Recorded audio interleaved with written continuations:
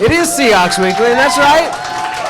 It's here for John Ryan, who's up here on stage with us. Dave Wyman and Paul Moyer are also here. I'm Danny O'Neill. It's our Seahawks Weekly program at Pro Bar and Dining in Bellevue's Lincoln Square. And John, thanks a lot for spending your Thursday night. I'm sure it's the best place you can imagine to spend it. I literally had nothing else to do. So this is actually perfect. I guess we're better than nothing, which is like a very, very proud. I could say that's. I'll wear that with pride. So if the Blue Jays, though, were playing tonight, now you got a little bit more of a conflict. I would have called in sick, yeah. Are you feeling good about that? I am, yeah. They've looked good those last 3 games, so I'm feeling pretty good about their chances. Pretty exciting. Now, Luke Wilson, we talked to him today, and he said he was getting a little bit. He was a little suspect because he comes from Ontario, and he said that people there were Detroit Tigers fans pretty recently, and said, "Oh, I've been with the Tigers forever," and now they're aboard the Blue Jays bandwagon. Are you suspect of some of the latecomers or the newcomers to the bandwagon? I'm suspect of most things that Luke Wilson does in general.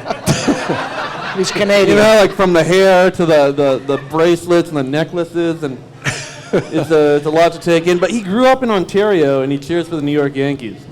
You know what? That's like growing up in Seattle and cheering for the 49ers. Oh man! They got it. Just so you guys know. You know what he told us today? He told us that he does not believe that the U.S. ever put a man on the moon.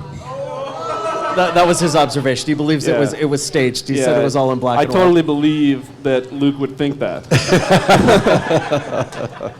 By the way, I was telling you earlier that my question to you on the phone about who's going to be the best ginger on the field between you and Andy Dalton, that was Danny O'Neill's idea. Danny O'Neill, okay. Okay, because it kind of bombed a little bit. Now, it wasn't good. What we would say in that is that was throwing someone under the bus. Mm-hmm. Like it's my fault he screwed up. Is what you did. That was being a bad teammate. That's exactly what I'm saying, Danny. I am. I mean, it was a crappy question by you. If you got to explain a joke. Yeah.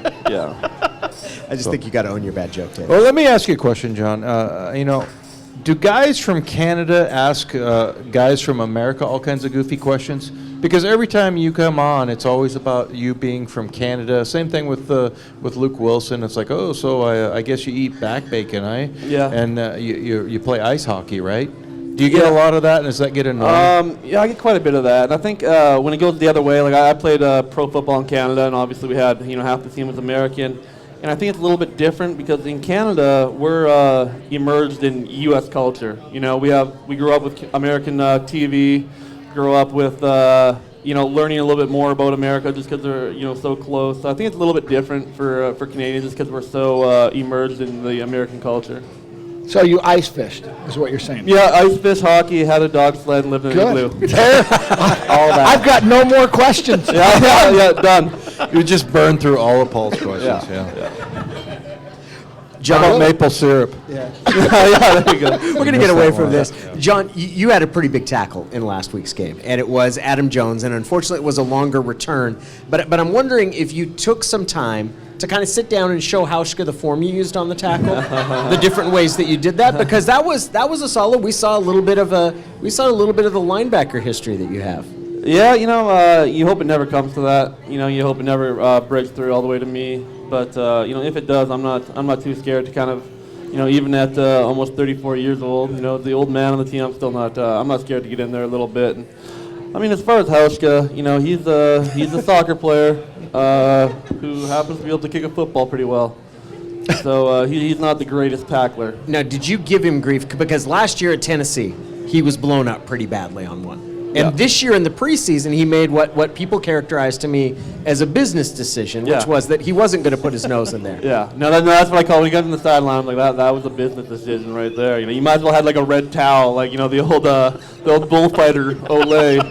Can I ask what was film like the next day? What did the coaches do when they had to have shown that? You can't put that one away. No, they showed it, but I think overall it wasn't too much happiness in that special teams meeting. We kind of thought that we could have played a lot better as a special teams unit on Sunday, and we could have done a lot more things to help the team win. And we're just looking forward to this Sunday where we can kind of improve ourselves again.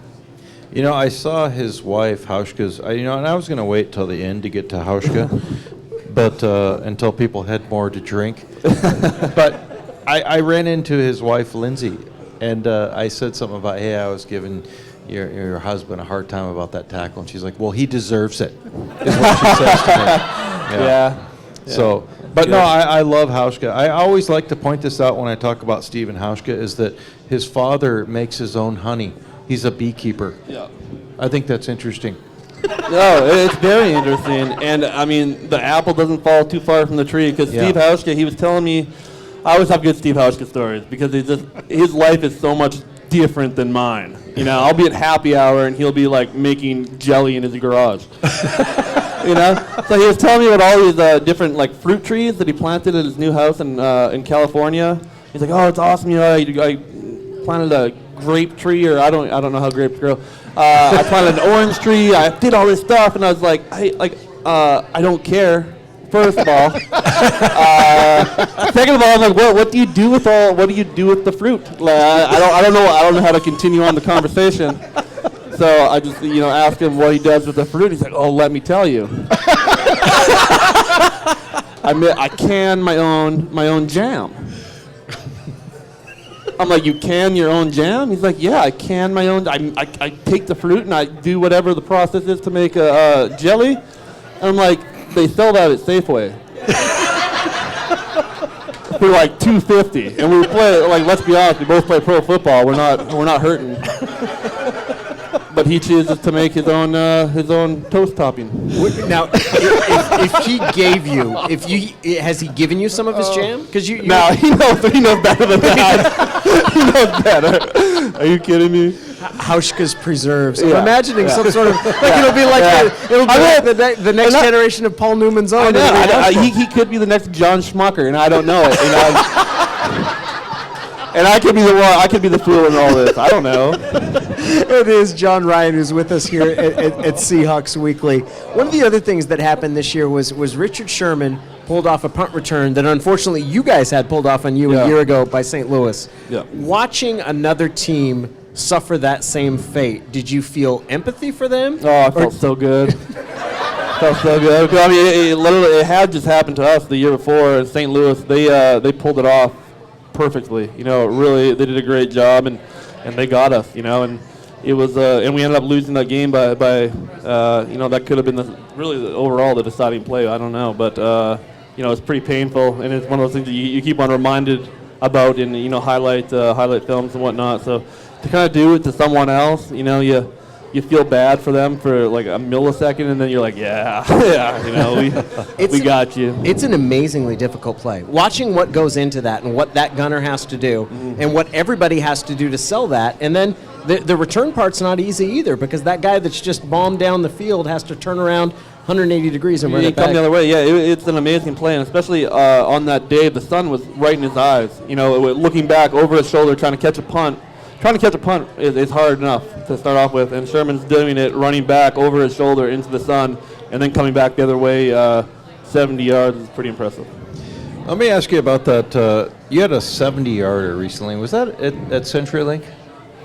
I'm trying to remember where that was. Remember? Yeah, I was against Detroit. Yeah, well, the Mariners, now, you're a big baseball fan, right? And I see you all the time at the baseball games with a common friend of ours, Dave Reese. Yeah. You guys are big baseball fans. Yeah. They're always talking about the marine layer up here and why they can't hit home runs, but I see you kicking 70-yarders. Apparently you're not suffering from the marine layer. Neither is Nelson Cruz this year. I think that everyone was talking about how he couldn't hit home runs in that ballpark, and then Nelson Cruz hit 40-something this year. But there's some truth to it. It's a little bit harder. The ball doesn't fly quite as well here as it might, in a warmer climate like Arizona, or in a climate like Denver, where it's a little bit more above sea level. And I kind of do compare it to baseball a little bit, where you see balls flying out of Coors Field all the time in Denver, and it's a little bit harder here, and it's the same with punting a football. What's the biggest kick that you've ever hit in a game? Because I think there was one. Was that the one against Chicago that you hit the 70-yard? You had just a bomb. And what's the biggest kick you've ever hit? I think the farthest one I've ever hit was 77 yards in San Francisco, but I think it kind of had a little bit of roll to it. Earlier this year, St. Louis, I think, had a 73-yard punt, and that's that one and the Detroit one this year are probably two of the bigger ones. Well, I'd say the Detroit one was a big one too. I mean, the guy carried it all the way into the end zone, which really was a position where you guys end up winning the game because of that. When you guys, I'm going to go back to the Hauska one. I'm sorry, I didn't frame it right. They keep saying the tackle. I say, no, it wasn't a tackle. Did they show that the next day? Does Pete grab, I'm sure he shows plays that we want to emulate and be as a team, and there's ones that we don't, and to have fun with. Did you guys have fun with that non-tackle play? A little bit, he did get hurt on the play, so we were kind of a little bit, wanted to make sure he had all his chicklets before we made too much fun of him. Oh, you're talking about the Tampa Bay? He was talking about the Tennessee. Tennessee. Tennessee. Paul was asking you about the preseason one. Oh, the preseason one, yeah. Yeah, I think that Pete likes to keep it pretty positive in the meetings. So he plays the highlights, but then when he's the special teams, we go through every play, and all the lowlights are in there too. So I think that especially in preseason, we did have a little bit of fun with him, and calling it as he said, the business decision. So. Yeah, we gave him a hard time. John Ryan is with us here. And John, it's really remarkable to watch how your career has unfolded here in Seattle, because you and Brandon Mebane, I believe, are the last of the Mohicans as far as being pre-Pete players. Yeah. And you came in here. Did you ever expect to stay in Seattle this long? What's the process been like? Because it's been good. You become one of the most consistent Seahawks. It's been great. Coming in here, 2009, I believe, or 2008, and lasting this long as I have, it's been a blessing. Just for me, just every week, I never take it for granted. Every day that I get to go and play football is pretty special to me. Every Sunday that I get to go and play in the NFL and especially play here in Seattle in front of 12th man, it's something you never take for granted. And as I get older, I just get more thankful for these opportunities that I've had here. Yeah, John, stay in as long as you can. It's no good on the outside. Yeah. No, it's next thing you know, you're sitting next to a guy dressed like Danny O'Neill, and you're doing radio. I wore some of my best clothes today. I didn't wear anything goofy. That's motivation enough right there. Hey, John, we're always talking about. We saw you on American Ninja. Yeah. And so you're actually. Oh, look at that. What's that? Does that run on FX? NBC. Yeah, it is Really? NBC. Yeah, nice. So, first of all, real quick, are you thinking about doing that again next year? I'm thinking about it. I had a great time, but we'll see if it presents itself again. But and I had a great time, and it was a pretty cool experience to do. You look kind of badass because you're just in your shorts with no shirt on, and you look pretty buff there, huh? Yeah. How did that come about? How did you decide to do that? I didn't, to be honest. After we won the Super Bowl, the producers approached me and they said, we kind of follow you on Twitter and we like your personality and like your story and we'd like you to come on the show. And I said, no, I'm good. No thanks. I don't want to do that. And then, I just kind of became a fan of the show. And the next year, after the Super Bowl, it came back to me again and said, do you want to do it this year? And I thought I'd better do it before they stop asking, so I was lucky enough to be able to do it. Did you get an exemption? Because, you're Canadian. Yeah. It's American Ninja Warrior. Yeah. Or was it, did you talk to them about doing Canadian Ninja Warrior, which I assume would involve maple syrup? Yeah, you just climb through pools of maple syrup and over igloos, and you have to take a dog sled across the finish line. That's exactly right. It was, yeah. No, but, I just had a great time, and, when they came to me, I just thought I had to take advantage of that opportunity. Apparently the Canadian jokes we're not through with those. Yeah, there's nothing about back bacon. It wasn't. No, that was. I didn't want to involve Yeah. that one. I'm saving that one for the end. Well, John, there was something about you with a 109-yard touchdown reception. Is that right? Can you clear that up for us? Yeah. First of all, why is it not in meters if it's in Canada? That is a good question. I in college I played Canadian college football up in my hometown, and I played receiver. I started receiver all 4 years, and I believe my sophomore, my junior year, I had because we have a longer field, we have a 110-yard field, so I caught a 109-yard touchdown pass, which is I guess a record that won't be broken because it can't be too much farther, can't be any farther than that. So I still have the Canadian record for that, I guess. I was going to say, in the NFL right now, is there anybody else that's an active player in the NFL that has a 109-yard touchdown reception? There's only a couple guys from Canadian college football in the NFL, so no, I can say no. And where did you go to school again? The University of Regina. The- I wanted you to say that. That's just wrong. That's just wrong, Dave. I'll correct you later. I did not want to pronounce that. John, when you've had and your relationship with Sarah, I'm jealous for two reasons. A, she's written a book, which is pretty awesome. Yep. And then you see the inscription that she made to the book. And John's fiance, is that right? Yeah. His fiance is a comedian. And the inscription is probably the sweetest thing I've ever seen written to someone, which is, "Thank you, John, for changing the way it ends," which is a really cool thing. What's it been like to watch her work and kind of to become a partner with her? It's been great. Obviously, it's I was always that guy. I always said I'd never get married, and I truly thought that I could never find someone who would put up with me or put up with this lifestyle, and meeting someone with her with a crazy lifestyle of herself as a stand-up comic and an actress, being all over every weekend. We kind of came together and we just meshed well, and just kind of, it was one of those things where it was love at first sight. And as you said, her book, a New York Times bestseller. When she started writing it, she had no clue where it was going to end or how it was going to end. And halfway through writing it, we met each other and just fell in love and got engaged. And it's kind of been it's been crazy, and getting married in July. So pretty lucky guy. Does she ever use you as material? She does. Yeah. She does. And, I always think it's pretty funny, and her and I, we're always joking around together. So for her to, get up on stage and use material on me, go for it. Just, wait till we get home. Yeah, I love that. I like your Twitter account. It's and I'm not a tweeter guy very much, but I do like to see some of the stuff that you put on there. And you have a great sense of humor, but you find out there that sometimes people don't have the greatest sense of humor, right? Like last year when you were talking about the menu on the Delta. Twitter's funny because you'll get 99% of the people on there are great. They're always positive, and they actually understand your jokes. You're making say something funny, and they understand that you're making a joke. Then there's that 1% of the guys that people, who I always just imagine they all live in Wisconsin in their mom's basement eating nachos and just on their little computers, and they're just like, yeah, that's not funny, you jerk. In my head, that's how they all are.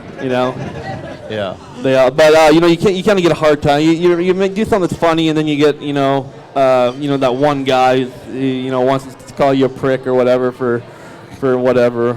But that part gets frustrating. But you kind of got to ignore that. And as I said, 99% of people are great on there. John, it's fun to watch the lighthearted side of you as well. Because look, the Seahawks are 2-3. So help everybody here. How are you guys doing as a team? Give them hope. 2-3 is not the end of the world, and just the mentality of the Seahawks right now. We're in a good place. Obviously we don't want to be 2-3. We didn't think we'd start off 2-3. We're not happy about being 2-3. But with that being said, there's 11 games left to play. I don't want to look back at last year, but we were 3-3 at this point, and I honestly believe we weren't as good a football team last year as we are this year. And I think there's good things to come. And as Pete always says, we're just gonna go take it 1 week at a time. As cliche as that sounds, but that's what we're gonna do. And if we play the way we can, we'll sort it all out at the end and see what happens. You being one of the guys that's been here throughout Pete Carroll, you've been able to watch the whole process from the beginning of the rebuilding to becoming and really kind of emerging as a contender in 2012 to being a team that's gone to the Super Bowl 2 straight years. What is that? How has the organization changed over the course, and how has the culture of that locker room changed over these past few years? I think it changed a lot. When Pete first got there, as a guy like me, I could kind of sit back and see what he was trying to do. It was hard because he was trying to find those nucleus guys and try to bring those guys in, and it took a little bit of time. That's not something you do over a year or two. But as that started to take shape, you could see what him and John were trying to do, and the kind of team they were trying to build. And you kind of saw it kind of take shape in 2012. And when all those pieces kind of came into the right spot, you started to see something pretty special. And we could all feel it in that room. And for a guy like me who's kind of been there from the start, and been there with Holmgren and been there with Mora, and seeing how other teams do it in other places, but I just truly believed what Pete was doing was the right thing, and it was just really easy to kind of get behind that, and a guy that you just want to play for, and you're kind of starting to see the result. Obviously in 2013 winning it all, and coming as close as we could last year, and we'll see what happens this year.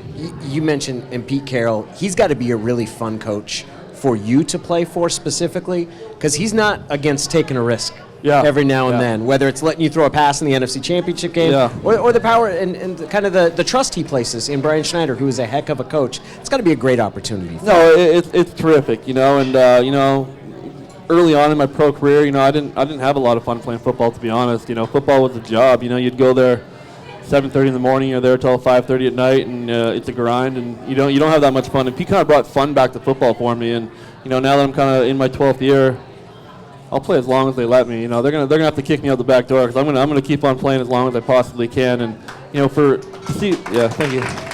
Hopefully here, but how much emphasis Pete puts on special teams is also great for a guy like me. He puts so much trust in Brian and so much trust in his core guys, and we do things that other teams don't do. We Earl and Cam run down on kickoff. Two of the best football players in the world, in my opinion. And they're running down on our kickoff team. That's how serious we take special teams. And we believe that we can win or lose a game just the same as offense or defense can. And it's a lot of fun to be a part of. John, I'm glad to hear that you love playing the game so much, because I said earlier, stay in as long as you can. But it really is. It's so much fun. You get more perspective when you're older of what a great gig it is. But have you thought a little bit about, you were talking about possibly, Pete Carroll and the way he coaches and his approach and everything. Is coaching, do you think, something you would be interested in later on, or what do you think you would be interested in your next life? I have a lot of interests. I don't know necessarily if coaching at this level would be one. Maybe more at a high school level would be something I'd be interested in. But I have a lot of interest. As you said, baseball's a big love of mine, and I own part of a baseball agency that we represent 40 different guys right now, mostly in the minors. But that's something I'm involved with, as well as I'm just really involved with my charity right now, and we're doing some pretty cool things back home. That's kind of a passion of mine. Tell us about your charity. My charity's called the John Ryan Gear Up Foundation. We've been for years. Where I played college football, it's a little bit different than the guys that I play with now. The situation, we weren't given full scholarships. We would practice at night because we'd go to school in the morning and have to work in the afternoon, and then go practice at night. Buying our own shoes, doing things that some of the guys here don't necessarily have to do. And we've been raising money for scholarships for those guys to make it a little bit easier for them as well. We started a new initiative this last year where we started paying for football equipment for young kids to make. We actually started our own league of 8 and 9 year olds, and they came to me. They said, "This is my hometown." They came to me and they said, "We want to be able to have 100 guys in this league, and that's our goal." And I just thought to cap something like that, to take football away from kids that could be playing, I thought was something I didn't want to see. So we raised money, and we ended up having 350 kids play tackle football this year at 8 and 9 year olds. So something I'm pretty proud of, but also it was hundreds of other people that put in a ton of work to make that happen back in my hometown. He is John Ryan, and when you think about your future business endeavors, I do want you to consider JAM. It's a growth industry. Yeah. You have a mentor in Stephen Hauschka. I have a partner built in. So I'll probably not run that by him because that sounds awful, but we'll see. He is John Ryan. Let's everybody give him a huge hand. He comes out here on a Thursday night to spend this time with us. Absolutely great part of this team and a great personality.